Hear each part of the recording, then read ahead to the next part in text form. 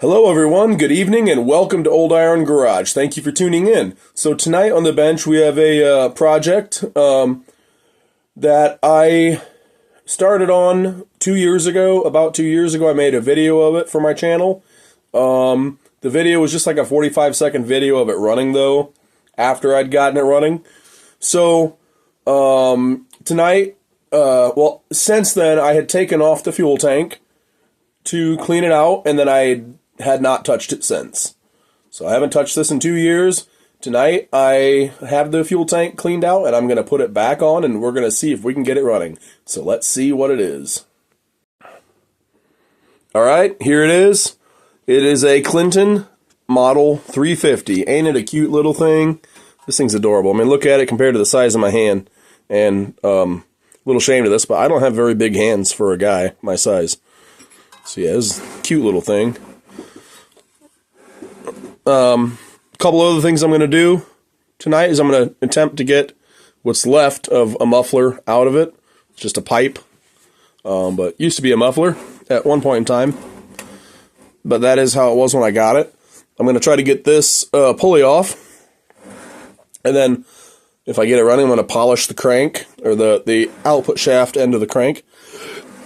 Here is the data for it, the serial number, the model number, an E350, and then just all the information on the tag. Tiny little carburetor, similar to like it's similar to the style of a Briggs & Stratton Pulsajet, where the fuel tank screws to the bottom of it, but it's not there's no diaphragm. It's not like the Pulsajet, and the choke is a thing that you turn. But yeah, anyways, I believe that at some point in the past this was repainted, because you can see runs in it here and there. Like, there's a bad one. There's a bad one. Yeah. Anyway, I don't really know what my plans are for this engine. I might put it up for sale. Part of me wants to keep it, but I mean, what am I going to do with it? It just sits on the shelf. I don't know. We'll see. I might put it up for sale for the price I would like for it. If it doesn't sell, hey, then I'll keep it. I'm sure some of you men out there know how that is. The wife told me to sell it price, you know. But I guess if it brings enough, I would sell. But not without a power wash first. My goodness. Look at that. In the spring, a lot of the engines that I get running, I do intend to take out and degrease and power wash. So, anyway, yeah, let's get going. Let's work on it. All right, first things first, I want to work on getting this pipe out, and then I want to work on getting the pulley off. Now, I went ahead and sprayed them with some penetrating fluid, both of them.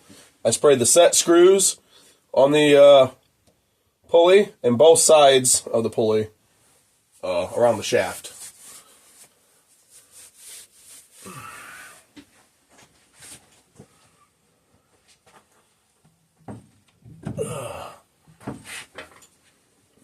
Look at this cute little pipe wrench. Little thing. It's a 10-inch.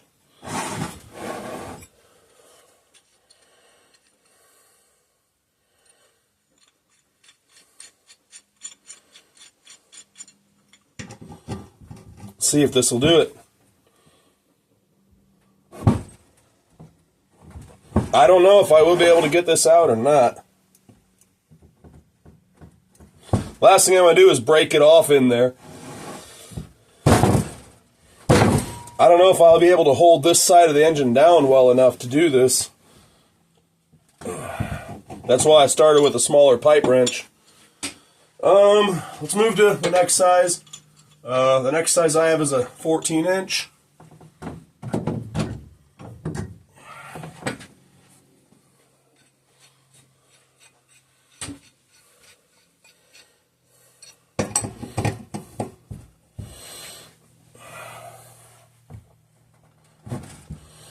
Man.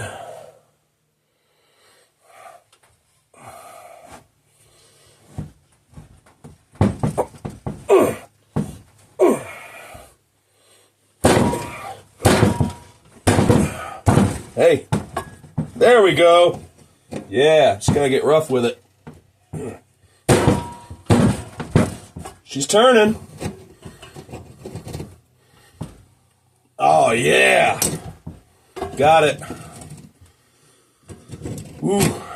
I didn't think I was going to be able to get that out for a minute there. But when I sprayed around the outside of the pipe, I sprayed a bunch of penetrating fluid inside the pipe to get some on the inside end of the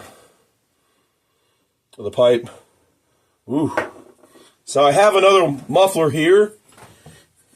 Last time I ran it, I just ran it with that pipe in there.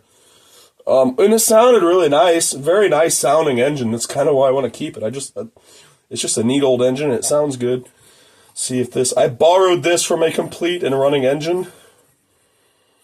So if I decide to keep this... Well, either way, I'm going to need to order a muffler for it. That fits in there. We're going to take it off for now just to make it easier to work on.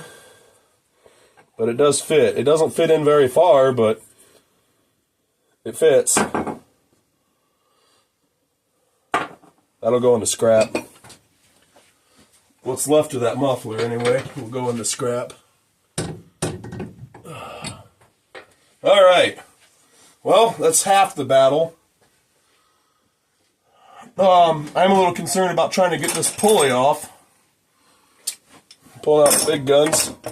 My 3-jaw puller.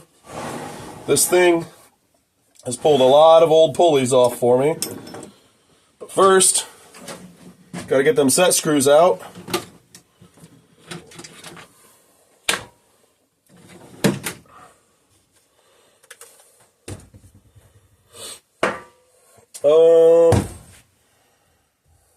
Let's see. I'm also going to need my other impact for the puller.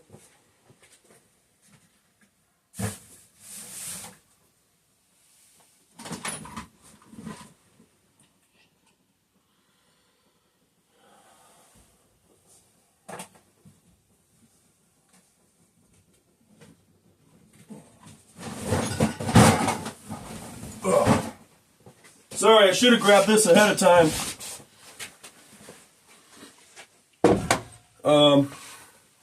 Yeah, I need to try to remember what size impact socket I need for my puller. That's too big. That's too small.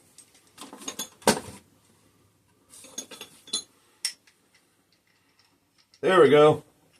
That one fits.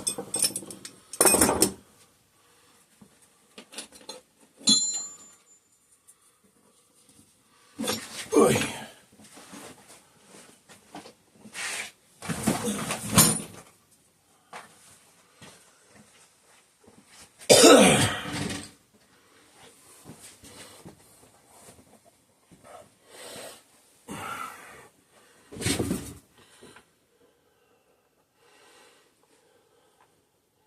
Come on.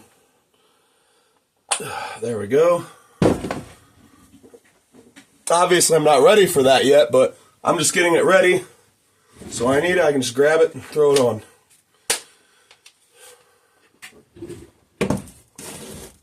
All right. Let's find out what size Allen we need. I'm going to guess it's a 537. Oh! Well, this one will fit in this one, but it won't fit in the other one. But it is a 5/32. That backed right out. You sure it won't? Nope. Not long enough. So at least I know what size I need.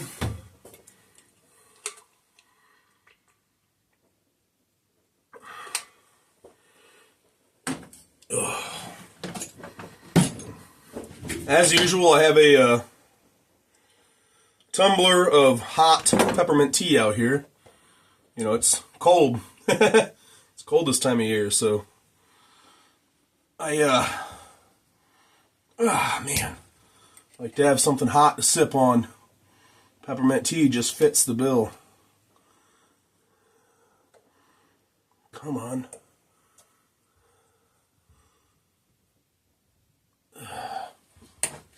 Oh yeah, there we go.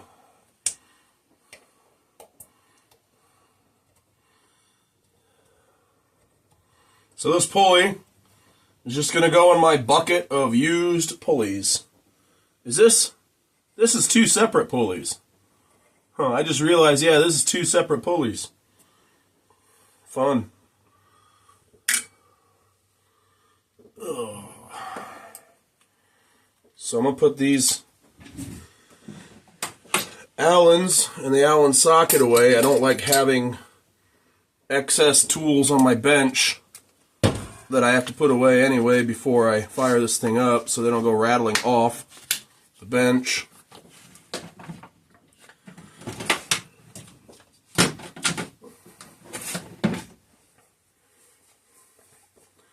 Alright, let's get the puller set up.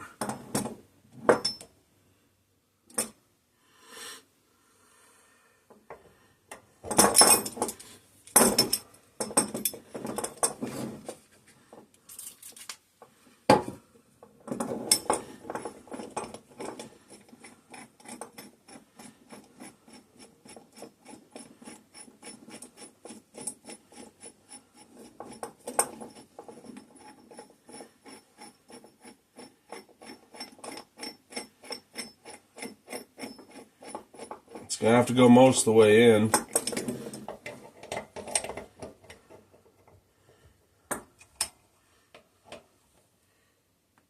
Now I have to be careful to only grab the first pulley, not both of them.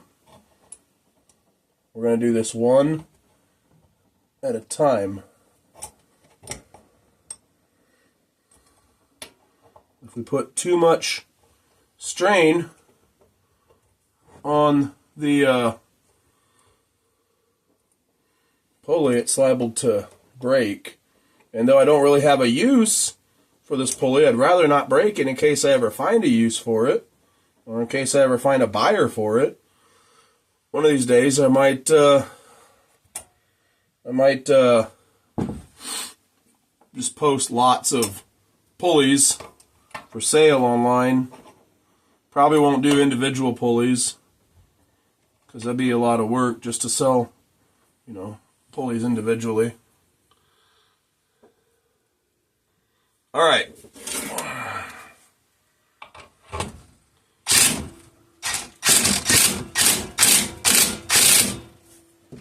Please don't break. It's moving.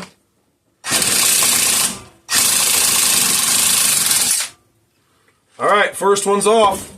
That wasn't too bad. That wasn't bad at all.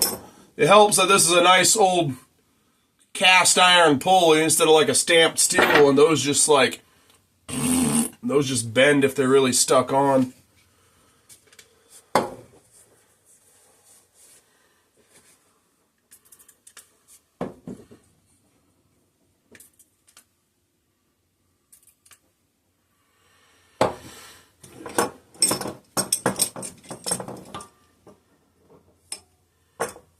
Oh yeah, we gotta definitely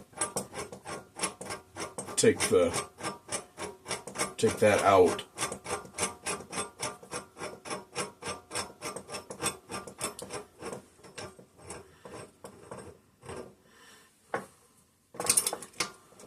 Oh, I went out too far, apparently.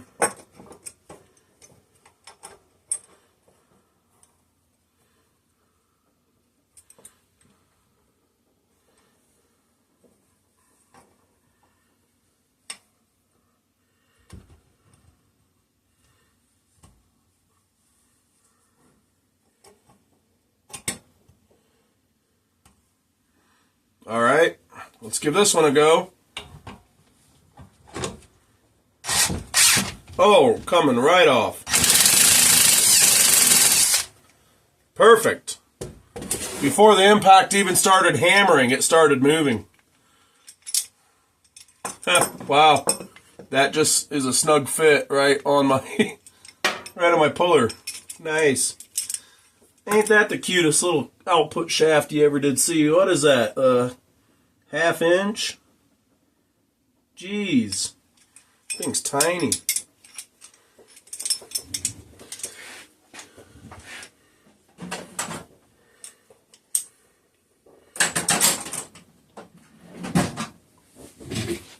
This is definitely one of the smaller 4-strokes I've ever worked on. All right, well, I guess let's put the fuel tank on. Now, I don't have another gasket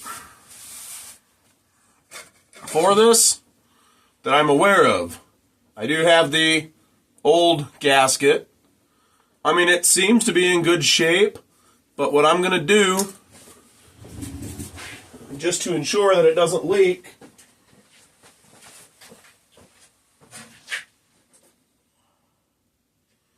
I'm going to put some of this Permatex #1 former gasket sealant onto here. This is fuel rated stuff.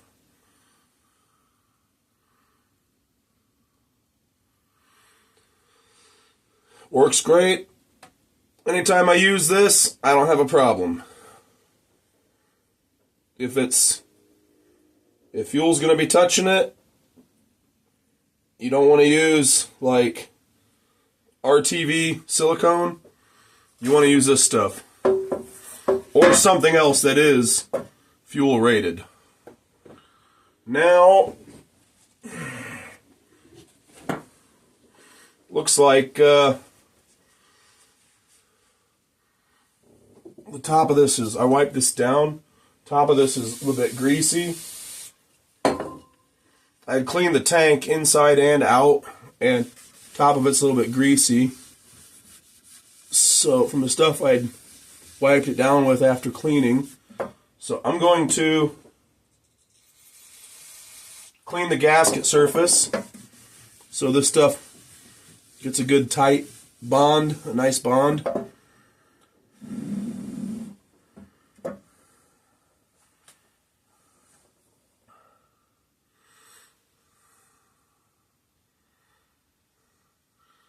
And I'm just going to, where do I want this?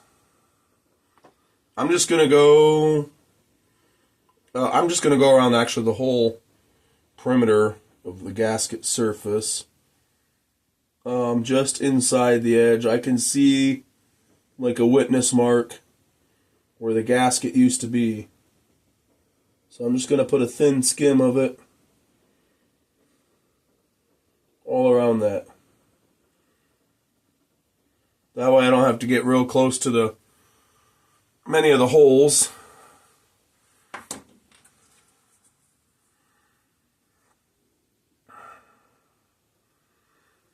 Let's see is there a certain way this goes? Yeah, it goes like this. So, this goes like this. So now I'm going to do the same exact thing on the top side of this gasket.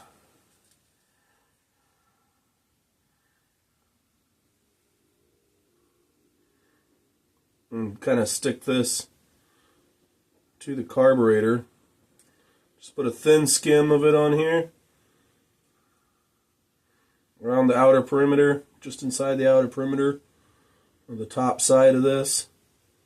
And when it squishes out, when I tighten it down, that squish paired with what's in between the mating surfaces helps to make a good seal. All right. See, look at that. Just a thin skim of it. Now, let's get this up and on there. I'm going to take these, actually no, I'm going to leave the screws in. That'll help me to line it up. The screws, the mounting screws, I left them in here all this time for the last couple of years.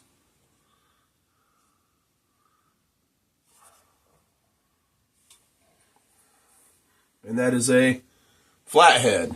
So I'm going to grab me a good flathead screwdriver. I'm going to grab the fuel tank.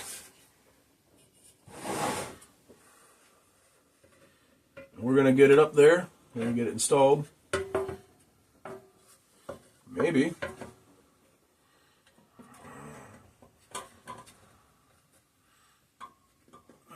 There.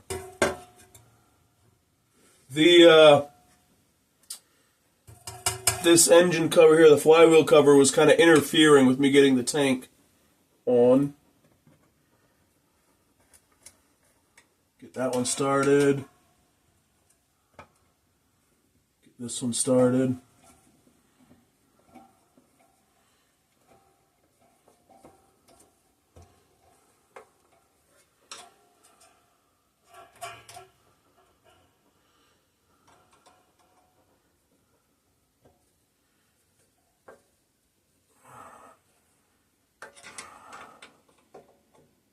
Now I want to tighten these fairly tight, but not so tight that it strips out that flathead, that it rounds it out and I can't get it off or back on again if I ever do get it off.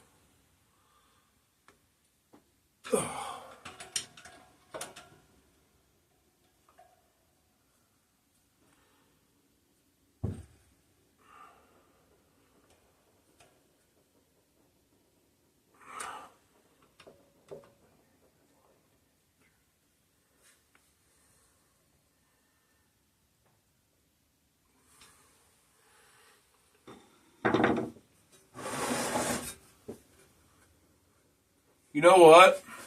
I just realized something. It looks like the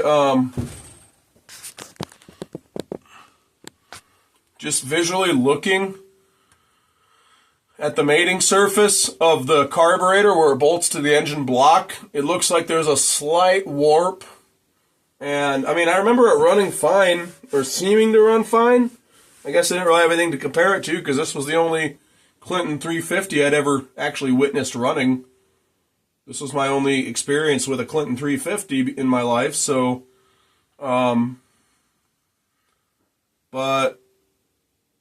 I like this engine, and I want to make sure it's done right. I want to make sure there's no vacuum leak. It's not sucking extra air. So I'm going to get this carburetor off, and I'm going to put some of this in there as well.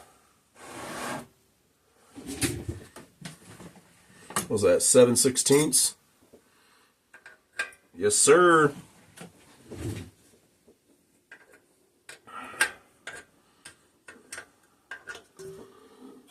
Let me get this spring off.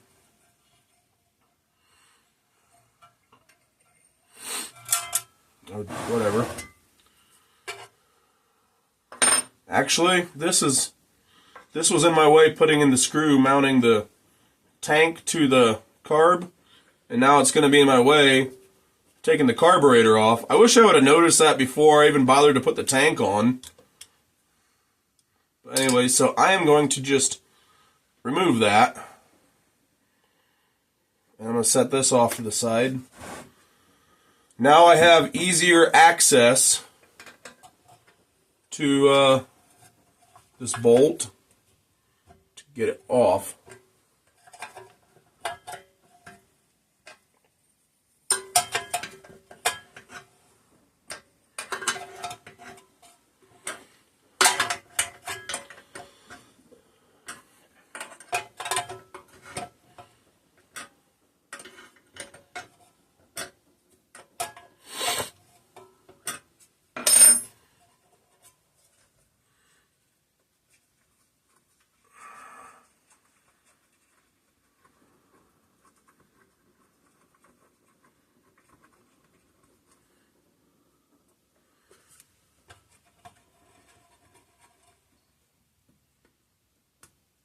Oh, that's disappointing. So I always knew that this air filter was missing, and I just noticed that, oh, the stud is a tall stud that comes up out of, that's threaded into the carburetor back here and sticks up, and it has an oil bath air filter that rests on, that sits on there with like a wing nut or something on top. It's broken off in the carburetor. Well, when I go to put this back on the shelf, I'll tell you what I'm going to do. I'm going to put some penetrating fluid on there and let it stay like that. Let it set like that for however long until I get back to this engine again. And I'm going to try to drill that out. I guess. That's going to be tough, but I'm going to try.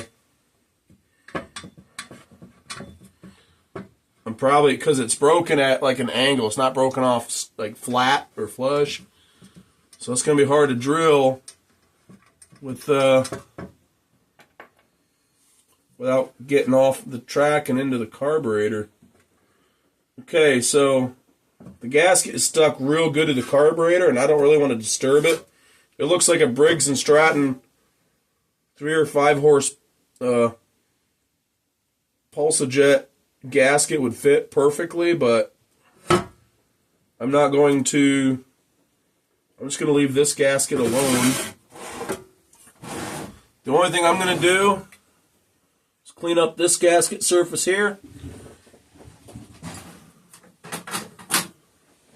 And then goop it up with that Forma gasket, Permatex Forma gasket.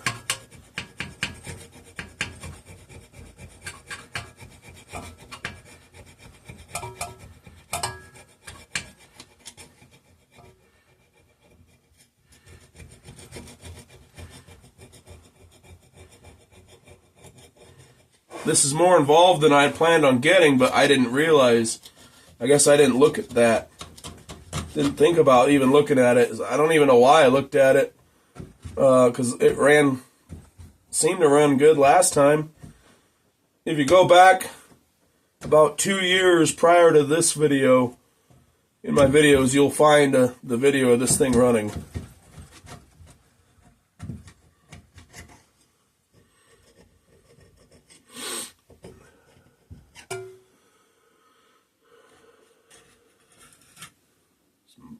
Dirt.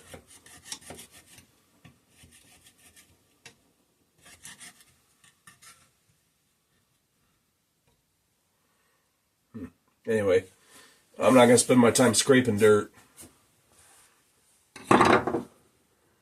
Alright, so let's get this stuff on here.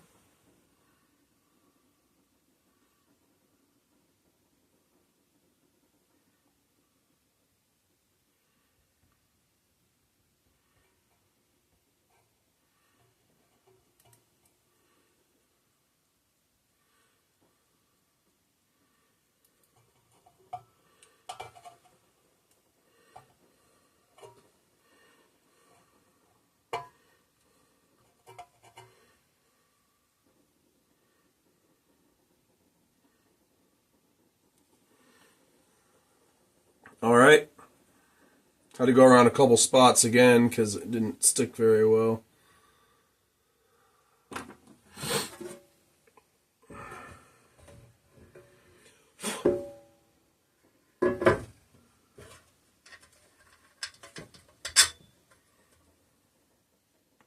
Oh, I got my fingers in that Forma gasket sealant that's on the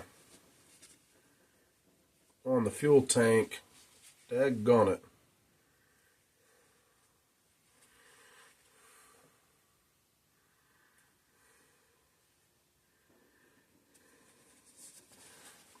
Good enough.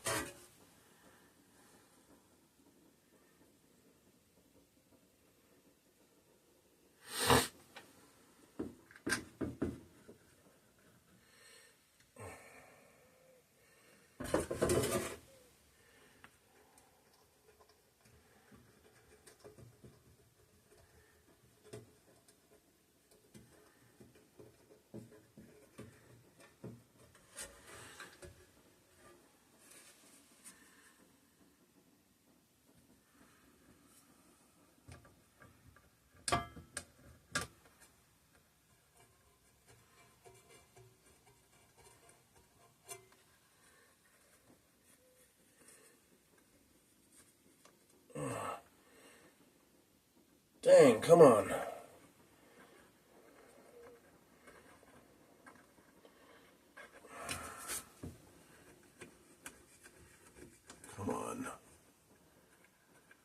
There we go. Now it's going.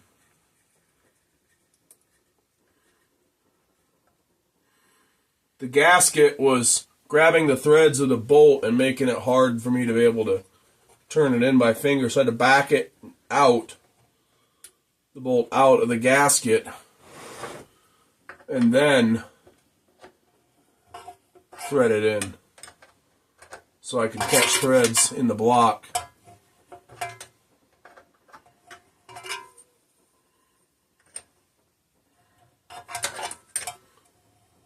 We're almost there. We are very close to firing this thing up.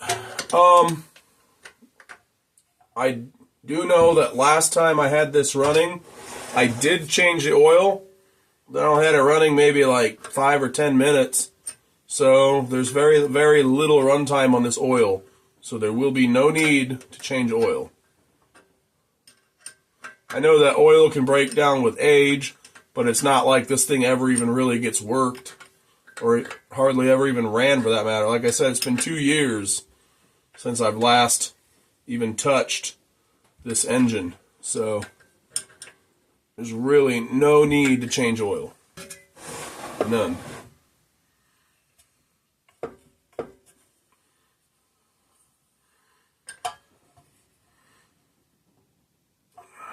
All right. I don't want to break anything off, so that's tight enough. So now we're going to get this hooked back up as part of the throttle.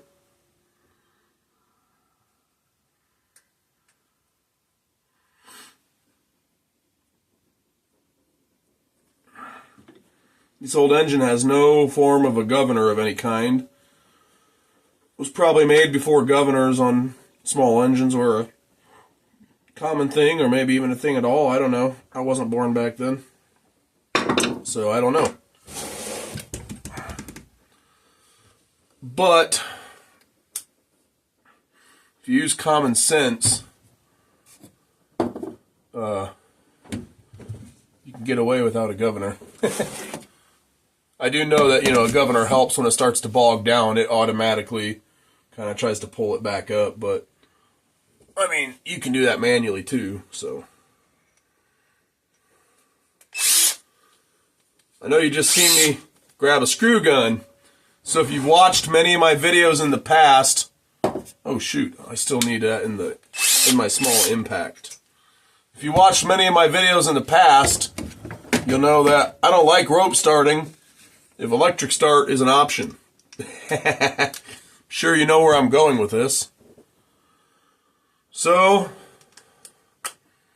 since I have not ran this in a couple years, I am going to lube up the cylinder.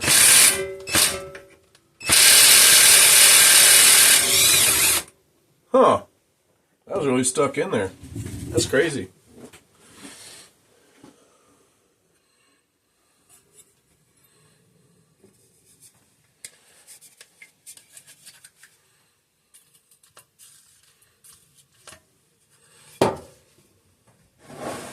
Man, that thing's got a dinky little piston.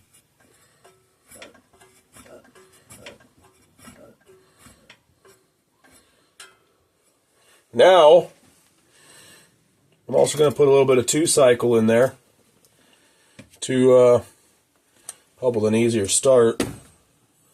Since that came out so hard, I'll put a little lube on the spark plug threads.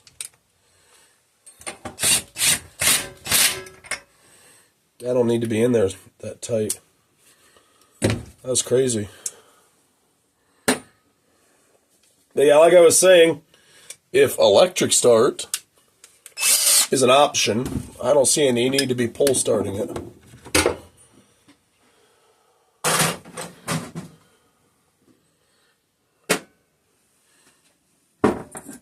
One last thing.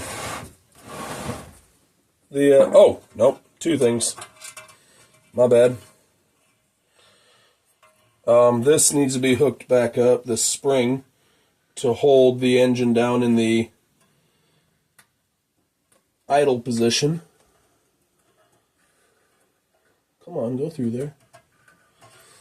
Alright, that's installed. Spark plug can go back, or the spark plug wire can go back on.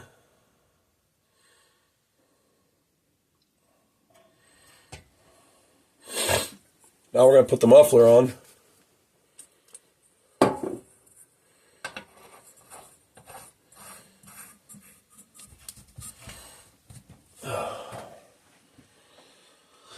I don't want it real tight, but I also don't want it rattling loose. So I'm just going to give it a little snug.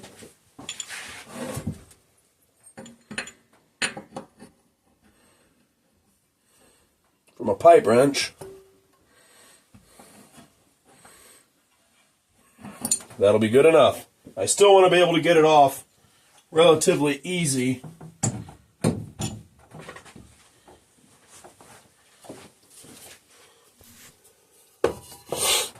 All right.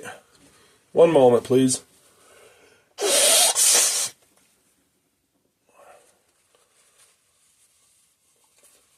So, I know that I said that I changed the oil, but I haven't touched this in 2 years, so I am going to check it.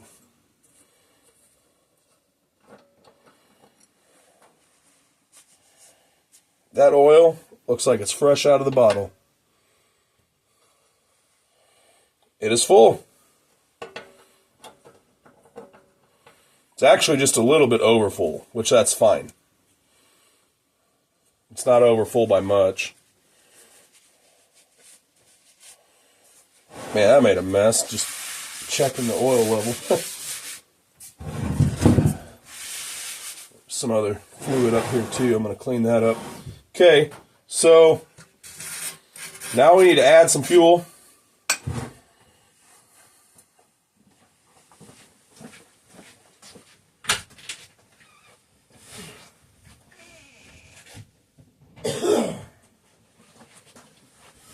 We're not going to put very much in.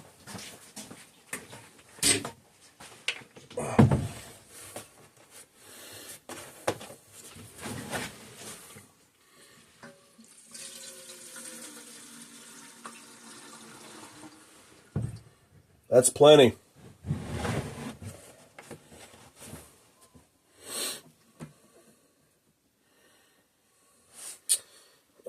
You know what I forgot to put in before the fuel?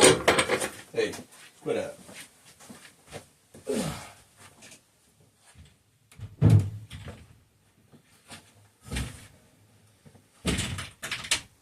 I like to put just a little splash of this in there. Clean stuff up, and it. But the main reason I want it is a upper cylinder lubricant.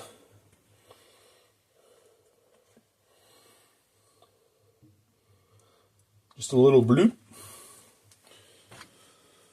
So, but now because I put it in after putting in the fuel, it's not going to get all mixed around. So we're going to just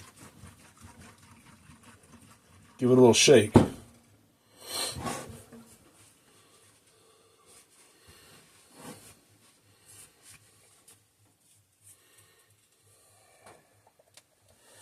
All right, folks. Oh, one other thing. Sometimes I don't do this, but I prefer to, and that is put a board down so the engine's not rattling around right on top of my nice workbench top, which this thing's due to be sanded down and re-coated with boiled linseed oil anyways, but still, you know, I try to protect it within reason. I mean, it is a workbench, so let's see if she'll pop off and see if she sounds any better with a muffler.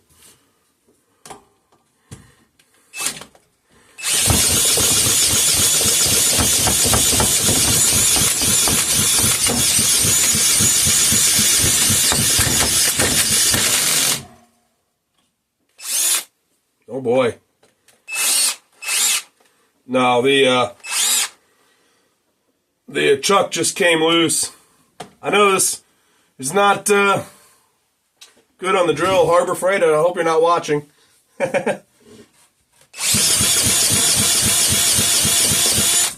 Okay, so she is out of fuel because she quit smoking out the exhaust.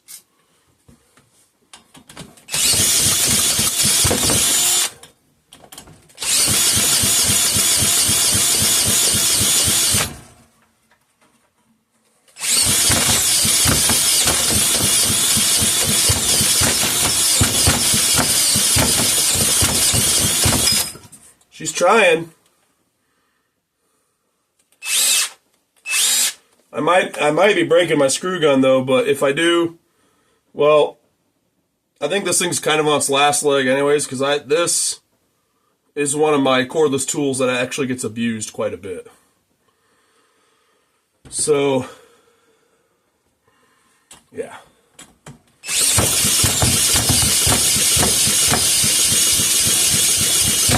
Hang on. Try this.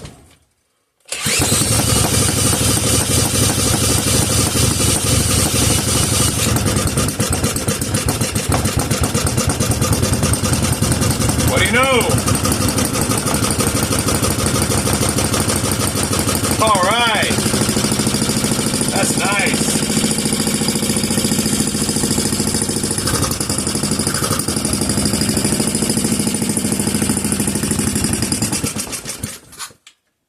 Oops. I was trying to adjust the fuel mixture.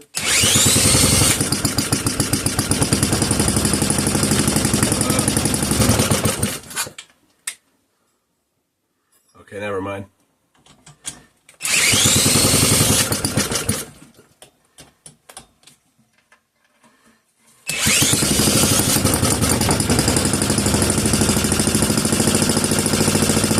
Ain't that a cute little thing?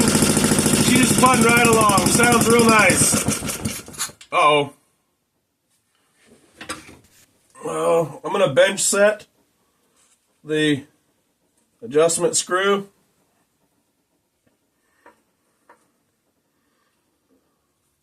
One half, one full, 1 1/2. All right, it's bench set. Let's try it again. All right, choke it. Nothing. So we're going to go out 1 full turn. 1/2, 1 full. Now let's see if it'll fire up.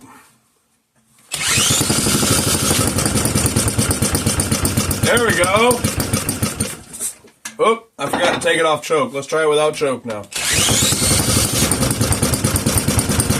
All right, let's adjust the carburetor.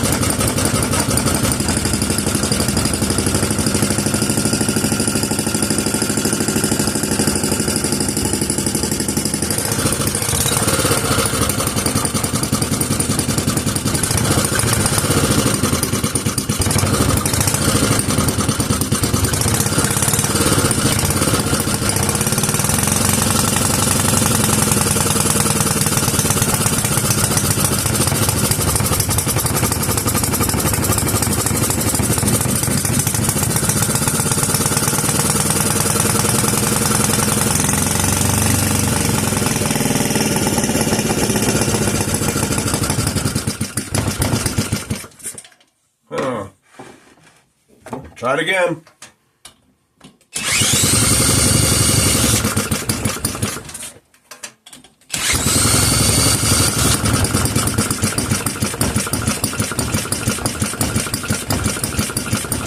Holy cow!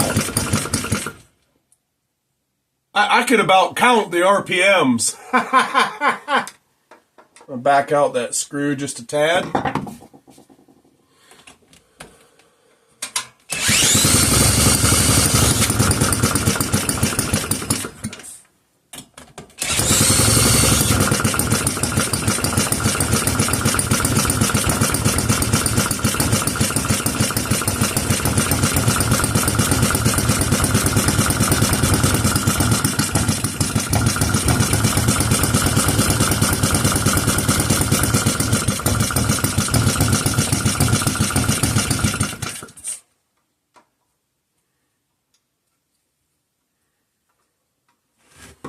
Man, every time I think it got it almost dialed in. It's, yeah, I don't know. Might need to actually clean the carburetor. I did, 2 years ago, and the carb has been sitting empty since because I ran it out of fuel. Yeah.